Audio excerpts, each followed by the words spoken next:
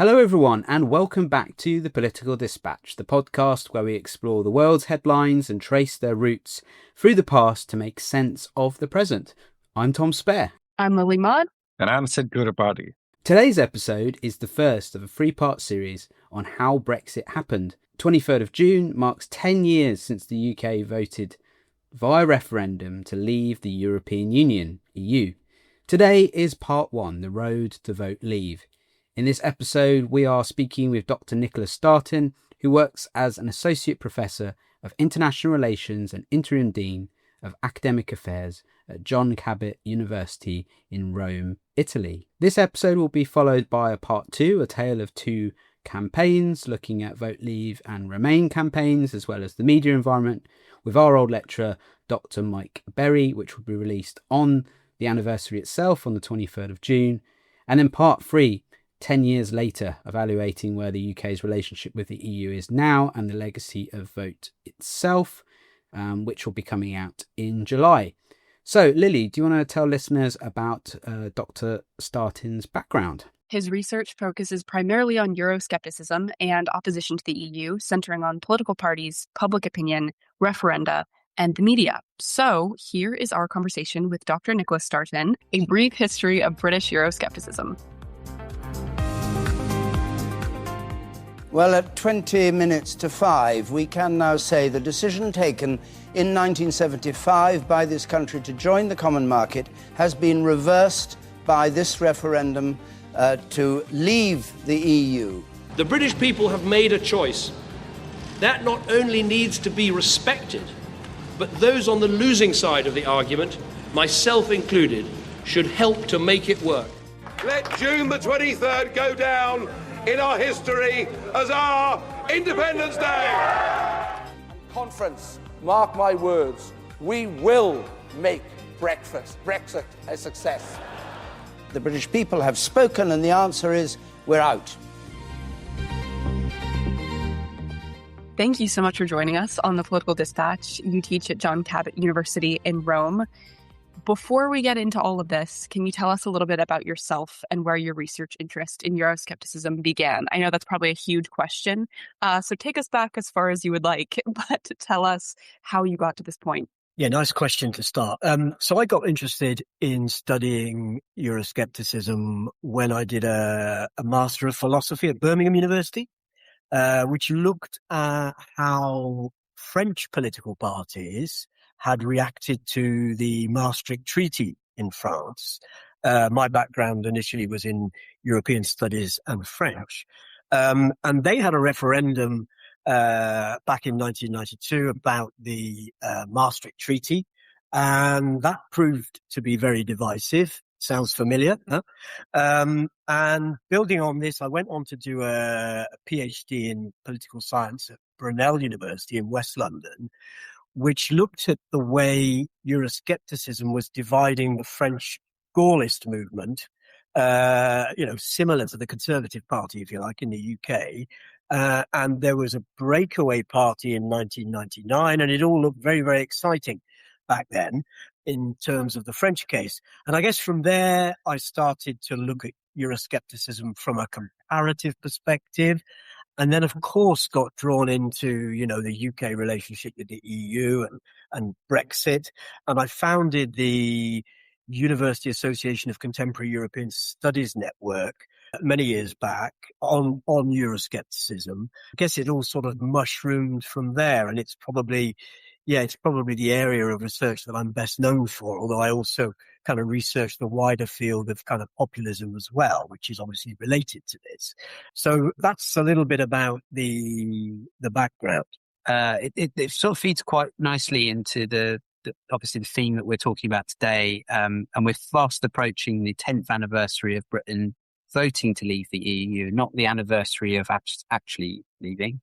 But Vote Leave was a long time in the making, and some trace it back to over 70 years with the creation of the European Coal and Steel Community in 1950 and the Treaty of Rome in 1957.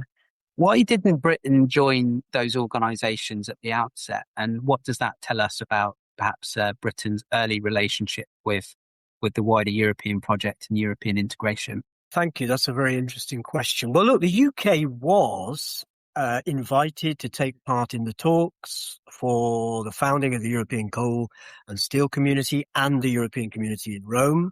But I think there were concerns, cross-party concerns, political consensus at that stage about the potential loss of British sovereignty, and also concerns that it might weaken, if you like, our relationship with our Commonwealth partners. You know, we should maybe take a step back and remember that the UK was, victorious in the Second World War. It wasn't occupied. So I don't think there was this kind of overarching burning desire for European unity on the back of, let's face it, we shouldn't lose sight of the fact that France was invaded by Germany 3 times between 1870 and 1940 with the Franco-Prussian War, the First World War, and the Second World War. So I think that really drove those founding 6 to want to forge closer European cooperation.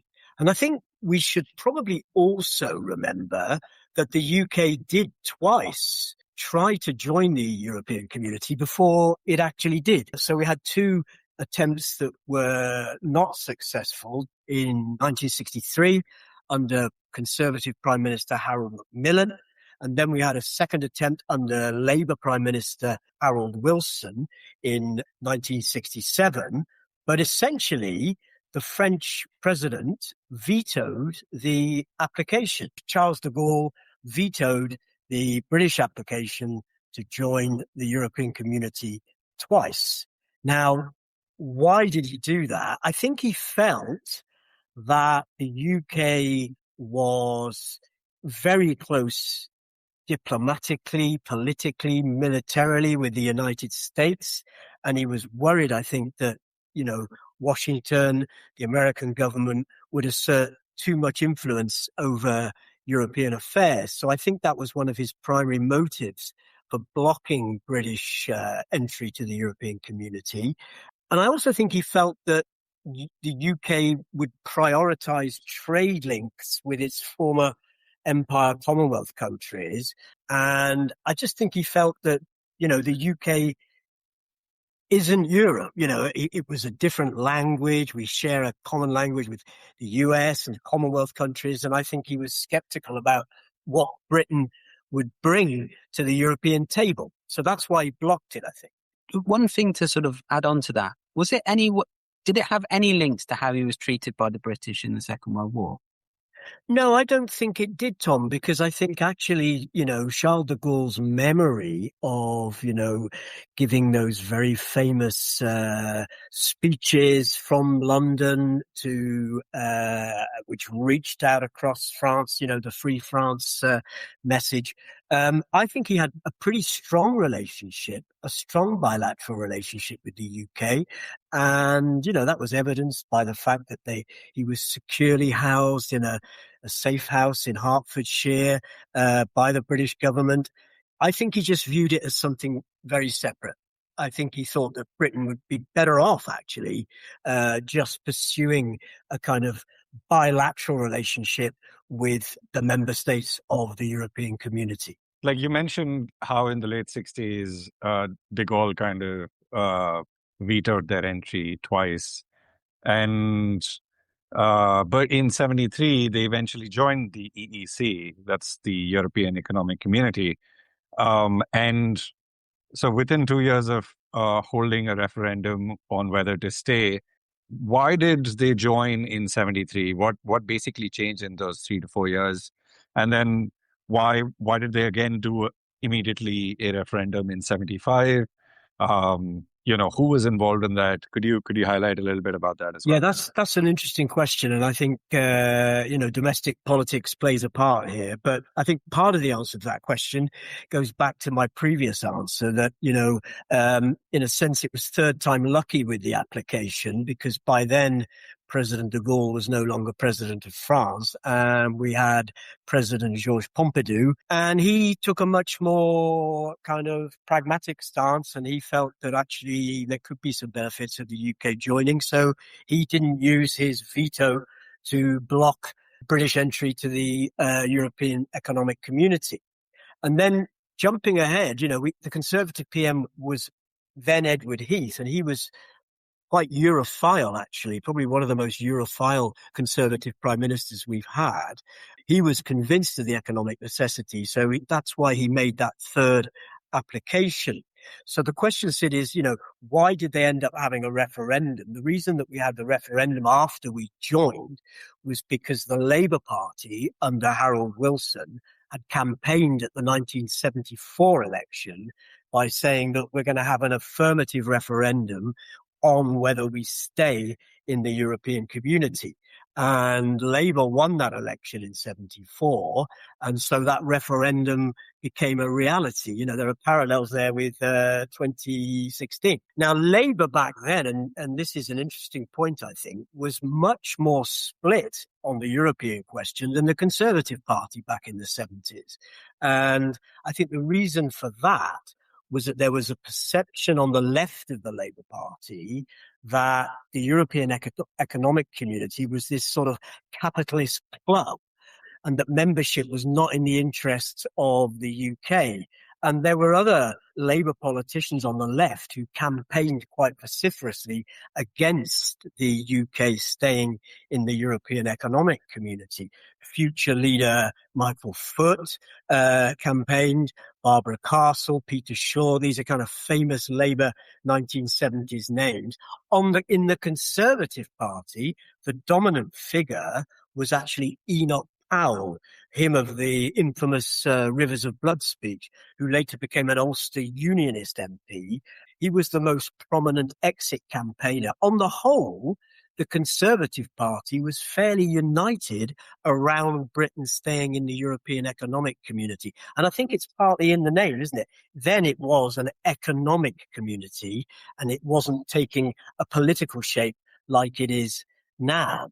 And I think for most Conservatives, that seemed like a given, that Britain should remain as part of this economic bloc. So we did have some Labour politicians campaigning in favour. So Roy Jenkins, who would later become president of the European Commission, and he also set up his own party, the SDP, which moved away from Labour.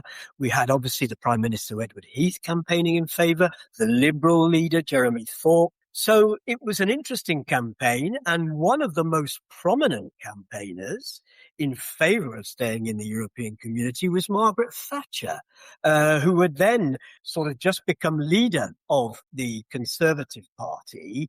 She was famously pictured, and you can find this very easily on Google, wearing this sweater with all the European Economic Community member flags on there, and she took a very pro-European community stance during that referendum. So yeah, that's how we got to that kind of entering into the EU, having a referendum, and it all takes place within a couple of years. So it's quite a busy time in the kind of the modern political history of the UK related to the European Union. Yeah, I was just going to say the 70s was obviously a very, probably comparative to what we've got now, absolute chaos. Like, we had such a exchange of different prime ministers, 3-day working week, oil crisis. Cost of living was up through the roof, strikes. So there's got a lot of parallels, aren't there? Absolutely. That whole winter of discontent that we had, as it was labelled, and that really paves the way for Margaret Thatcher to become elected in 1979, with the kind of monetarist, centre-right economic agenda that she advanced. Would you say that, as the 70s kind of were taking place, shaping up to what, Tom was mentioning on the oil crisis, and you had a lot of global geopolitical movement also happening. The Cold War was, building up a lot, and Western Europe, in a sense, was trying to consolidate. Would you say that this was another move to try and consolidate the Western European powers in a capitalist perspective, and try and ensure that they are is a strong force against communist influence that is kind of seeping in, and UK acts as a counterweight to other communism that is kind of stepping in across Western Europe. Yeah, I think the strengthening of the European community in terms of, Britain and other countries joining, I think you can definitely put it into that context. And yes, you could see parallels with that today, couldn't you? The way there has been this kind of unity, if you like, across the European Union on largely on issues like how to respond to the war in Ukraine and taking a negative stance towards Russia. So, yeah, I think we shouldn't underestimate the geopolitical influence of the European community. I think we sometimes think of it just as a kind of economic forum, but even back as far as then, when it was labelled the economic community, I still think there was a geopolitical dynamic to the motivations for closer cooperation amongst the member states. Thank you. That was such a wonderful segue, actually, right at the end there about Margaret Thatcher, because we're just going to move along in time now. But in 1988, Margaret Thatcher delivered the Bruges speech, which is a moment that many may see as a starting gun for modern British Euroscepticism. What did she actually say, and what did it unleash? It's a great question, Lily. Look, in many ways for me, the very famous Bruges speech of Margaret Thatcher is actually quite a positive speech about what she thinks the European Union, as it was to be named, should become. Mr. Chairman, you have invited me to speak on the subject of Britain and Europe. Perhaps I should congratulate you on your courage. If you believe some of the things said and written about my views on Europe, it must seem rather like inviting Genghis Khan to speak on the virtues of peaceful coexistence. I want to start by disposing of some myths about my country, Britain, and its relationship with Europe. And to do that, I must say something about the identity of Europe itself. Europe is not the creation of the Treaty of Rome, nor is the European idea the property of any group or institution. We British are as much heirs to the legacy of European culture as any other nation. Our links to the rest of Europe, the continent of Europe, have been the dominant factor in our history. For 300 years we were part of the Roman Empire, and our maps still trace the straight lines of the roads the Romans built. Our ancestors, Celts, Saxons, Danes, came from the continent. Our nation was, in that favorite community word, restructured under the Norman and Angevin rule in the 11th and 12th centuries. This year, we celebrate the 300th anniversary of the Glorious Revolution, in which the British crown passed to Prince William of Orange and Queen Mary. Visit the great churches and cathedrals of Britain. Read our literature and listen to our language. All bear witness to the cultural riches which we have drawn from Europe and other Europeans from us. We in Britain are rightly proud of the way in which, since Magna Carta in the year 1215, we have pioneered and developed representative institutions to stand as bastions of freedom. And proud, too, of the way in which for centuries Britain was a home for people from the rest of Europe who sought sanctuary from tyranny. I would classify it probably more as kind of Euro-realist than Eurosceptic, in all honesty.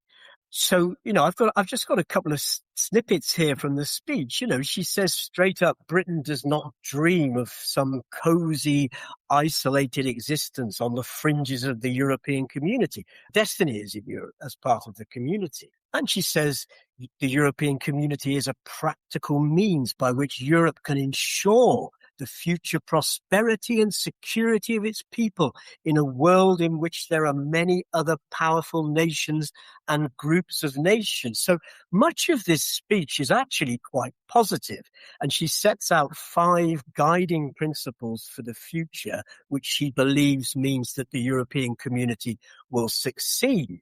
And they cover things like economics and defense, and she makes a real proud defense of the need for like a future single market.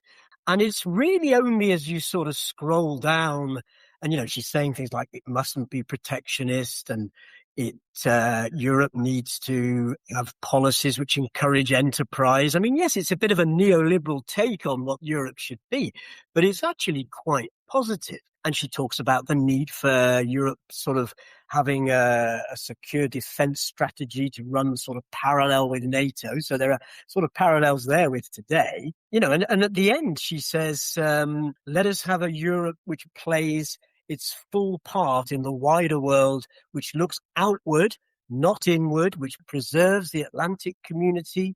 And actually, if you read bits of this, it's quite hard to label it Eurosceptic. So why, Lily, the question you're asking me is, why has it been labelled as Eurosceptic?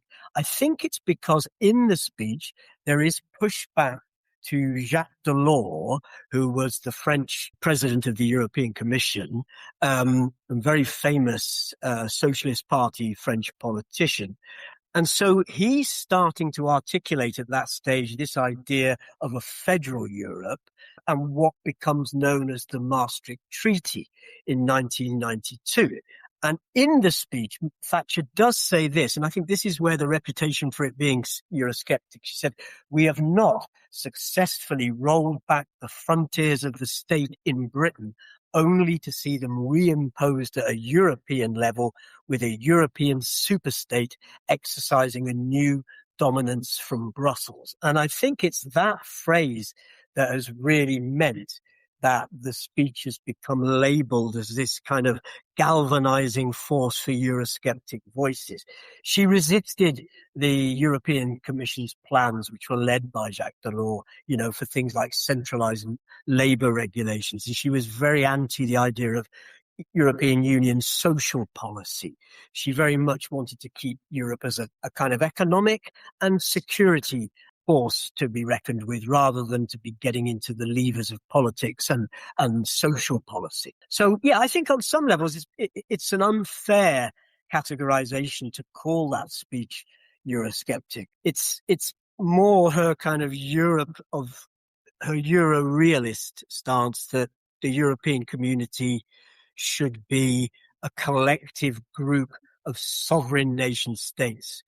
But at no stage did she ever, talk about the UK coming out of the EU. That wasn't part of her outlook. And I think she probably would have been spinning in her grave, not so much because of Brexit, but the failure to secure a Brexit deal which safeguarded UK economic interests. Because some countries do have access to the single market without being in the European Union, the kind of Norway and Swiss one.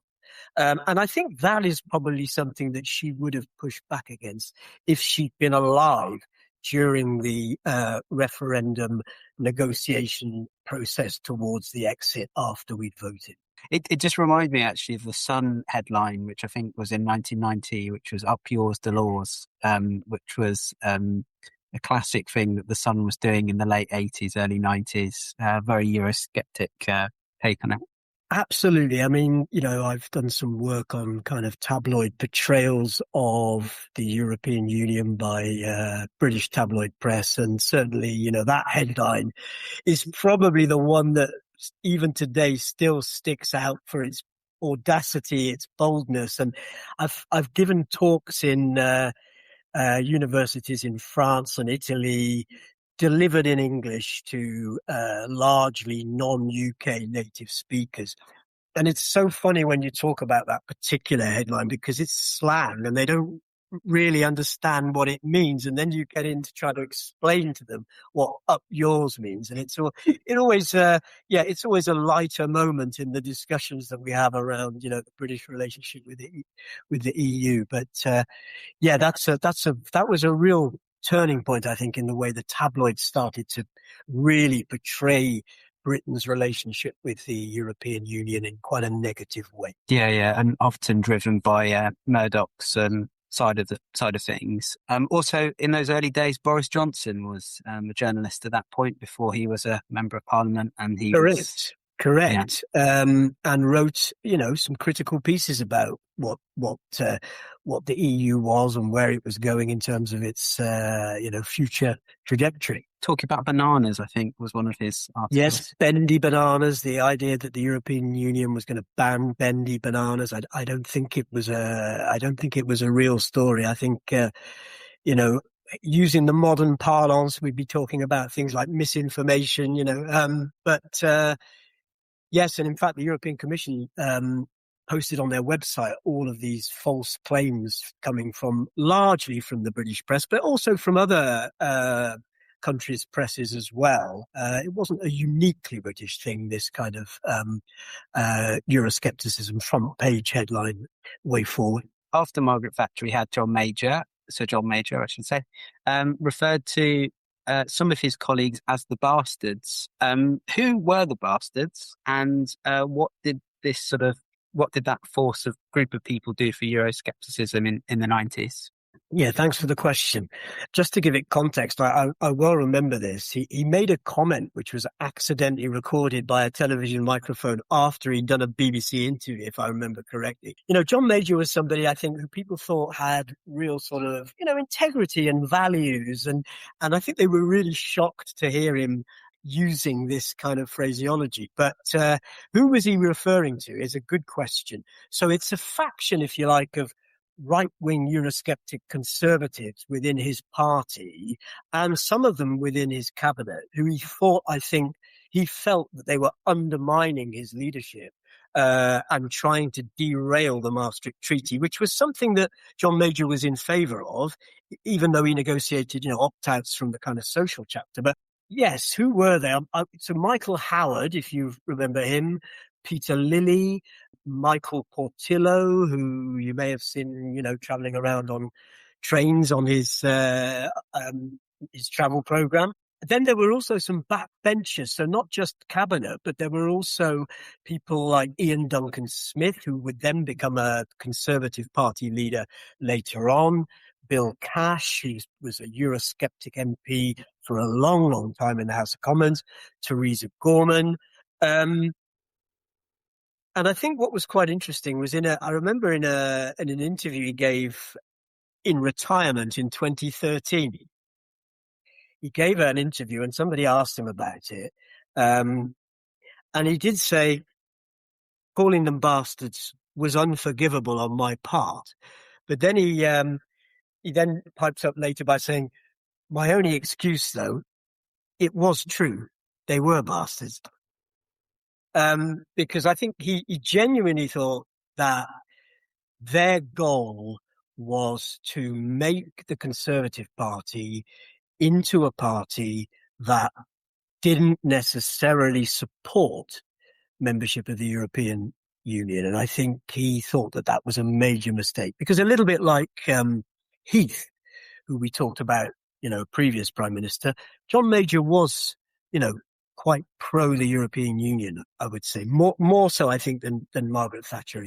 Obviously, he was the Prime Minister that oversaw Britain's role in the Maastricht Treaty. I think the Maastricht Treaty is a key turning point in terms of galvanizing Euroscepticism in the United Kingdom, and not just in the United Kingdom, I think across the European Union.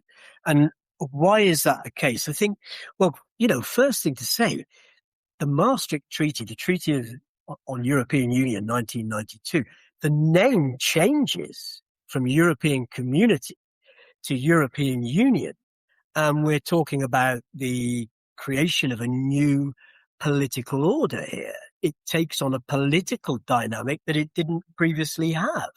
And, it talks about forever closer union in the actual treaty. I also think it's an important one because it's a key turning point around the use of referendums, because we start to see referendums used by domestic politicians on European issues, whether it's, the Maastricht Treaty. Later on, we start to see referendums on things like whether countries like Denmark, Sweden want to join the Eurozone. And actually, referendums are a great galvanizer for Eurosceptics because it's a binary choice. It's yes or no. And it takes it out of the party politics sphere and puts the issue right in the spotlight, right in the headlights of the media and the political class more generally, and the public digest all of this. So I think Maastricht is important for that from a kind of, institutional referendums perspective. And that allows Eurosceptic politicians to mobilize, I think, public support against the EU in a way that they hadn't been able to do so before. So I do think Maastricht is a key turning point, and we see a move away, if you like, from what we might call, I don't know, some kind of consensus around Europe. We start to see this being more and more contested. And that's when we start to, hear voices like Nigel Farage for the first time. And then we're getting into UKIP and then the Brexit Party and now Reform. It is, I think, a key turning point, Maastricht. And we see it elsewhere as well. It's when the Rassemblement National, as they're called, they used to be called the Front National in France, the Jean-Marie Le Pen, now Marine Le Pen. That is when they really start to use Europe as a political football within a wider kind of, populist right discourse. And the Maastricht Treaty was a realization of what the founders of Europe had intended all along, right? So we're talking about people like Spinelli, Monet, Schumann, these people. Yes, and the idea that, there would be certain aspects of sovereignty that would be transnationally, the decisions would be made, from a transnational perspective. And it's paving the way for the launch of the euro, and it's building on the single market, but it's also, giving the European Union a kind of much more political dynamic that it didn't have before. But I guess, one of the reasons it is a galvanizer is that question of sovereignty, because it becomes increasingly blurred where sovereignty lies on some issues, some economic, some political, some legal, environmental issues. Where does the sovereignty lie? Does it lie with the nation state, or does it now lie with Brussels and the European Union? So that question of legal sovereignty, I think, is an important factor for galvanizing Euroscepticism, because it's quite complicated, the EU, isn't it? And I think it's difficult for many citizens to process. I think they have a general idea of how their own national government works. Lily, you think about the separation of powers in the US, and it's fairly clear cut in theory, whereas when we think about the EU, where does the executive power lie? Where does the legislative power lie? Where does the judicial power lie? Some of that's in Brussels. Some of it's still with the nation states, so it's a complex beast, I think. And that, I think, has helped Eurosceptics from the 90s onwards, to exploit the fact that, many citizens in the United Kingdom and across the European Union don't fully comprehend how the European Union operates. I've been teaching it for 20 odd years, and I still don't think I fully understand how the European Union operates. So if somebody's just picking up a newspaper and they've got busy lives and they're doing a very meaningful job, I can fully understand why they don't comprehend how the European Union functions. And it feels remote. It's a long way away. It's in Brussels and Strasbourg, the Parliament, and Frankfurt for the central bank, and Luxembourg for the court. It's too much to comprehend, geographically as well. All of this Euroscepticism is arriving at a time where the media ecosystem is moving towards imagery. There's less interrogation of information. People are reading less. So it's convenient as well for Eurosceptics to make that a simple argument about something that's very complex from that perspective. Yes, I would agree with that analysis, Tom. Yes, definitely. We talk about a prime minister in the 90s who oversaw the Maastricht Treaty, and then we kind of jump about 22 years to 2015, and we have a prime minister now who's promised in his election, manifesto that he's going to do a in-out referendum.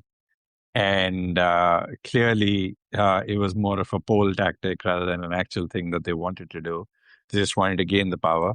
They get the majority, and now they're in a position where they have to do it.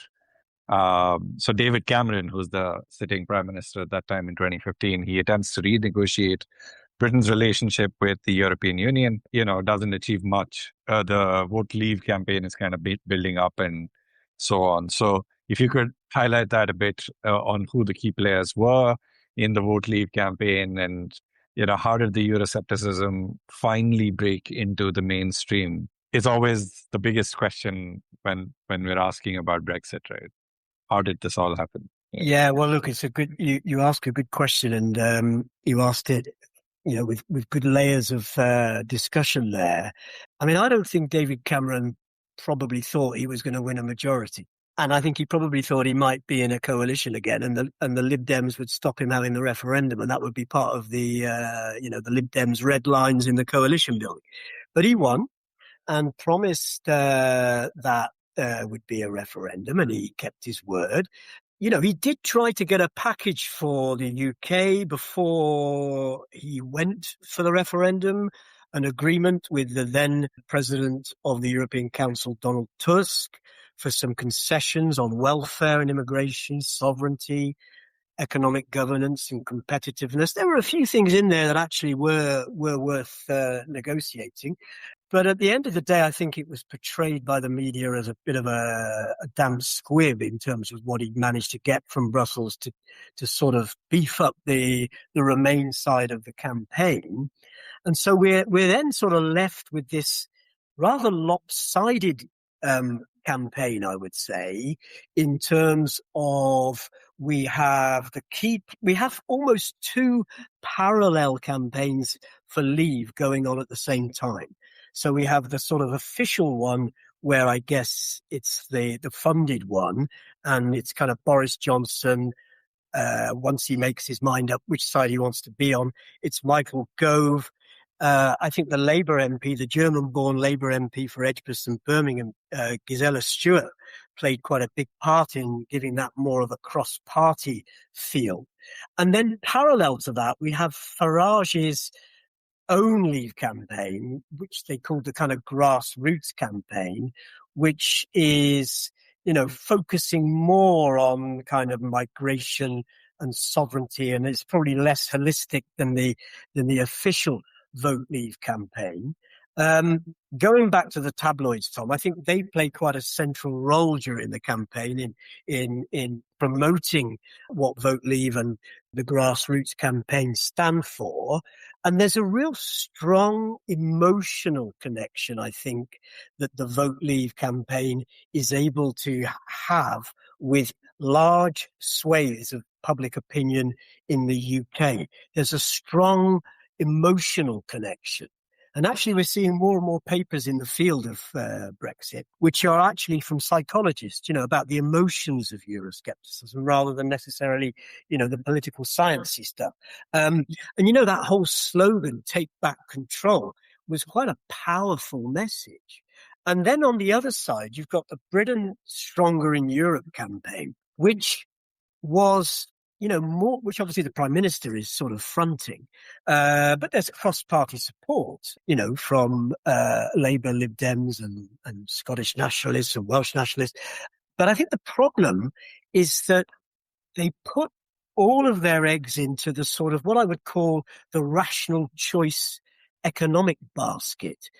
Yeah, stay in the European Union because, it's not perfect, but we're better off in it than we are out of it. There isn't any emotional connection in the campaign, or very little of it. You don't see politicians making those kind of, connections around things like, the European Union is, we need it for security. There's never been conflict between EU member states. Surely this is a good reason. Those kind of arguments weren't made. And I think the other problem for the Remain campaign is that if you hang your hat on a rational choice economic argument, primarily, you need the economic conditions in front of you to be quite good. And we're only recently on the back of the sovereign debt crisis, which starts in the US in 2008, but really impacts on the European Union member states in 2009 with, bailouts, infamously Greece, Ireland, etc. And so actually, I think a lot of British voters sort of thought, well, they're telling us we're better off in the European Union for economic reasons. But looking back what happened over in Greece and in Ireland and in Portugal, I'm not necessarily convinced. So I think the Remain campaign was too one-dimensional. And I think the Vote Leave campaign was more effective and connected with the kind of emotional dynamics of Euroscepticism. And I think, people were sort of ready to hear that. 2016 was a turning point in the United States as well. Like two major world powers, one a superpower, one like the best friend of the superpower, both experiencing the rise of the right. November 2016, you have Trump coming into power. And in 2016, you also have the right and, the conservatives who are trying to push for economic, independence, so to speak, from the European Union based on misinformation, which is also coinciding with Trump's campaign, are like two major victories for the right in 2016. And that kind of puts the world on a very different trajectory that we are on right now. It does, there are two massive events in the same year that have really sort of shifted the dynamics of what Western politics is all about, in terms of a kind of rise in populist outlook. I don't think we can say they're directly connected in that sense, but there's something happening in 2016 that is clearly, going to have big impact. And then we see further down the line, like where I am in Italy, we see a few years later, we see Giorgia Meloni's government. So it's certainly had an impact. And we're looking at what might happen in the French elections next year. And there's certainly a chance, and this is the first time I would have probably thought this to be the case, but there is a chance that the Rassemblement National candidate, whoever that is, Le Pen or Bardella, it depends whether Le Pen is eligible to run, could win. So we could have a French president from the Rassemblement National, which, 20, 30 years ago, we were talking about Jean-Marie Le Pen, and some people were calling him a neo-fascist. So it's kind of, yes, it's certainly a trigger year in terms of reshaping Western politics. You touched on this briefly, I guess, in kind of points, but I'd love to know. So you published an article in 2015 predicting Brexit. At the time, most people might have considered that unthinkable. You touched on some of kind of the warning signs, quote unquote, but what were you seeing that others weren't at that time? It is an article that gets quite a lot of citations, I think, because there weren't many of us who were prepared to make that prediction. But look, if I'd been advising the Prime Minister, I think I would have said to him, there are a number of reasons why you should not pursue this referendum, because it could end up in defeat if you're campaigning to stay in the EU. And the first of those goes back to something I've alluded to, I think, about the knowledge deficit. The fact that a lot of citizens did not really fully grasp what they were voting on. And I don't mean that in any patronizing way, but, there's data that tells us that up to a third of British citizens were unsure which way they were going to vote in the last week of the campaign, which is a lot, So I would have said to him, look, you want to be a bit careful around this because it's going to be a very divisive campaign. And this whole idea of the knowledge deficit may play out and in the way you want it to. And I think, going back to what Tom said, I think there was quite a concerted campaign from some of the press, particularly the tabloid press, to really push for a Brexit outcome. And we see that intensified over the last month of the campaign. And I think that was pretty predictable as well. Another reason I think it was probably risky is, Britain's history. We are like the awkward partner is what a famous author on UK-EU relations called it, Stephen George. It's an excellent book, actually, 3 editions. the UK as the awkward partner. That we have a history of Euroscepticism in a way that other countries don't. The word kind of emanates from the UK. And, there is this slight notion that this linkage to a past, a nostalgic attachment of a perceived bygone era, when Britain was in a better place. And I think that's quite a strong historical resonance. And we've talked about, culturally, in many ways, there are 30 miles that separate Dover, Tom, from Calais. But culturally, we feel closer to the US than we do to Europe, or closer to some of our Commonwealth partners like Australia or Canada or India. Maybe there's more cultural resonance there. So you could see with that historic resonance, you could understand why many British citizens might not want to vote to stay in. And then the other reason, I think, which would be a more practical reason, where I would have said, look, David, this is not a good idea.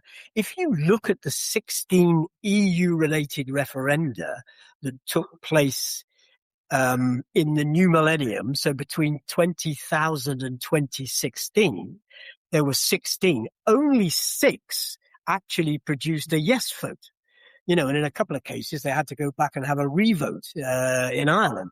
So, okay, he might have counteracted and said, well, but the stakes are bigger here. This isn't about Maastricht or about the euro. This is about membership of the EU. But I would have said, hang on, I would be cautious there, because I'm not convinced that this is going to go in your favor. And then the final reason I would have said this to him, as a bit of a nerdy political scientist, is, and there's a body of literature here called the punishment trap. Whatever the referendum is, there will always be about 5% of the electorate who just want to vote against it because they want to have, their say against the current administration, the current prime minister or the current president. So I would have said to him, look, David, you'll be starting from -5 here, because whatever you say, whatever you do, this punishment trap is a real thing. In most referendums, you see it. So to me, there were a whole bunch of reasons that would have made it, unwise to put this referendum to the British public. And so I was seeing that in 2014, 2015, and I wasn't surprised that it turned out the way it did. Britain officially left the EU on the 1st of January 2020. And then since that point, we have obviously had the pandemic was already started, lockdowns, we had the war in Ukraine. But 10 years on from the referendum itself, polling is consistently pointing to a growing support for a closer relationship with Europe. Even in Rishi Sunak's premiership, we were seeing, attempts to build that together. I think the Windsor Accords or called something similar. And now Britain has rejoined Erasmus, it rejoined Horizon, which is the big, see from your perspective, in terms of research funding. And young people are overwhelmingly pro-European. So if we were to have a vote tomorrow and we were to rely wholly on young votes, I think it's like 75, 80% support rejoining the EU. What does that tell us about Euroscepticism as a political project, and could Britain ever rejoin? Yeah, nice question, Tom. So look, you're absolutely right about the overwhelming support amongst Gen Z for membership of the European Union. I've been doing a survey actually of 2 contrasting demographic high schools in England, a qualitative survey, and it really reinforces the public opinion data that is already out there.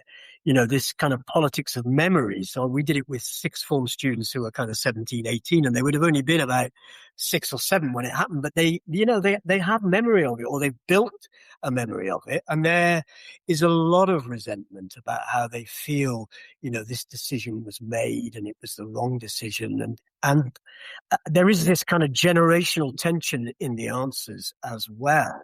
That said, I think it would be a very bold move right now for a prime minister and his or her government to say we're going to run a campaign to take the United Kingdom back into the EU, because I think for the reasons that it was in 2016, I think that debate would become rather polarized like it did 10 years ago. But I think what is more likely to happen if it depends a little bit who wins the next election in the UK, but if we were to see a Labour-led or even a Conservative-led government next time round, I think we will see the relationship between the UK and the EU continuing to get closer. You know, you mentioned Erasmus. I think that was something that could have been kept in the original deal. And the implication from the government initially was that they were going to keep the Erasmus deal going. And I think the European Union would like Britain probably to be back in the EU. We bring some things that the EU would like. You know, we do have a defense and security capacity that could align very neatly with what the EU is trying to develop as it seeks to become a little bit more autonomous within the NATO structure. You know, when I speak to Italians, French people, and not just, you know, ivory tower academics, but there is a warmth about the idea of the UK rejoining the EU. So I wouldn't say never say never, but I think the wounds of what happened 10 years ago are still quite raw. But whether we find ourselves in a position in 5 years' time of potentially a referendum to go back in, I wouldn't rule it out, but I don't think it's going to happen anytime soon. It will also depend, I think, on the health of the European Union and where it's going at the time. It's much easier sell if the European Union looks to be in a good place in terms of what it's trying to achieve, in terms of its governance, economically, politically, security, even some of the more modern things like AI policy, all that kind of stuff. It's an easier sell if the EU looks to be in a good place. Now, I know there'll always be the kind of Eurosceptic counter narrative, but, you know, Europe is what this is about. And so we do have to look at what is happening in the EU. That is one of the reasons, I guess, why we exited the EU. There were people who thought it wasn't, you know, doing what it should be for UK interests. So where are we going with Euroscepticism more widely? So look, Reform UK seem to be the party that are really driving the Eurosceptic agenda currently in the United Kingdom. You know, and they're leading in the opinion polls. There is a possibility that Nigel Farage could be the next Prime Minister of the UK, and it would be very difficult to predict what that would mean in terms of UK membership of the EU. But there's also a possibility, and I think probably a stronger possibility, that another party will be the main party of government at the next election. So it's difficult to sort of work out where the Eurosceptic narrative is going in the next few years. But I remain, you know, relatively optimistic that the relationship between the United Kingdom and the European Union will continue to evolve quite organically, and I think in a fairly positive direction in economic, political, and security terms. I think also the other elements to that is that who becomes the next president of the United States. So if it's a JD Vance type figure, then maybe Britain would be like, we haven't got a reliable partner in America anymore. We need stronger relations. But also potential conflict between Russia and Europe as well, which is becoming more of a genuine risk. And so, you know, there might be a call to arms, literal, but also an economic imperative to counter that threat too.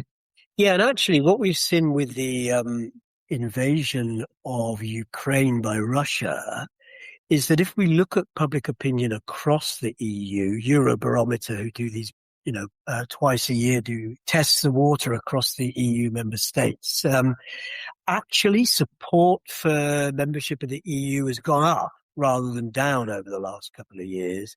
In that sense, I think, what is happening there on the eastern border of the European Union is having, I don't want to use the word positive because it's not a positive thing that's happening there, but it is having a positive effect on public opinion, particularly in Central and Eastern European countries, the Baltic countries, but also you see it, in the data for Germany and Sweden, and even, in countries like Spain and Italy. We're not seeing levels of support drop.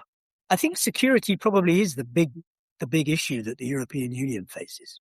And if they can, come out of that with some kind of coherent strategy, policy, which leaves them a little bit more self-reliant, in terms of the military capacity, but also embedded within a wider NATO construct, I think that could be something that doesn't play well for Eurosceptics. Because in the French case, you've got a party like the Rassemblement National who have got sort of historic connections with Russia and the Putin regime, and they're not quite sure how to pitch that, because it's not a very good look for the majority of French people. So that poses problems for Eurosceptics, I think. How do we pitch both of these? How do we pitch the relationship with Russia? And how do we pitch the relationship with a USA that's got Trump as president? It seems strange that some of these populist right parties have got good relationships with both Russia and the USA. And I wonder whether, there are certain people in the public opinion across Europe who are starting to think, that's a bit contradictory, being friends with the US and friends with Russia at the same time. Yeah, I think that it's going to be very interesting the next few years, the way the EU evolves. And I think the EU has an opportunity here. And if it gets it right, I think this could have quite a negative effect on Euroscepticism. But maybe I'm just being a little bit optimistic. Well, there's no harm in a bit of optimism in a very chaotic world. I think it's always a bit helpful to have some cheery folk. Also, we always end on the most depressing endings in this podcast, so a little bit of optimism is good. If you've listened to any of our past episodes, they always take a dark turn. And that brings us to the end of yet another fascinating episode of the Political Dispatch. A big thank you to Dr. Startin for joining us today and enlightening us with all the nuances of Brexit, its history, all the way back to the 60s and the 70s, how we're placed today as a society to make a decision if we were to join the European Union again or not. As we mentioned during this episode, this is going to be the first of the 3 parts of the Brexit series in the Political Dispatch. So do watch out for the next 2 parts that are going to come out in the following weeks. Thank you all so much for joining us. This has been a Be the Change Media Network production. My name is Lily Mott. I'm Tom Spert. And I'm Sid Kurapati. You've been listening to the Political Dispatch.